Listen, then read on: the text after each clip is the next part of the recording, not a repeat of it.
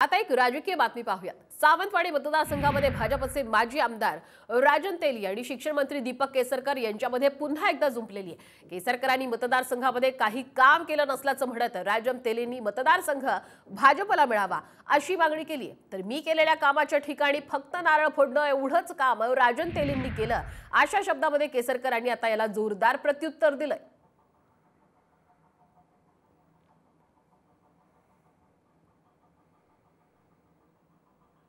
केसरकरांचं वैयक्तिक माझ्याकडे ते दुश्मन असण्याचं कारण नाही, पण प्रश्न एवढा आहे की जर त्या माणसाचा उपयोग जर या मतदारसंघाला होणार नसेल, 15 वर्ष आमदार त्यातल्या 8 वर्ष मंत्री, तरी आमच्या जर भागात काय झालं नसेल, जरी आमचा आरोग्याचा प्रश्न सुटला नसेल, जरी आमचा रोजगाराचा प्रश्न सुटला नसेल, तर त्यांच्या मागे उभं राहायचं का?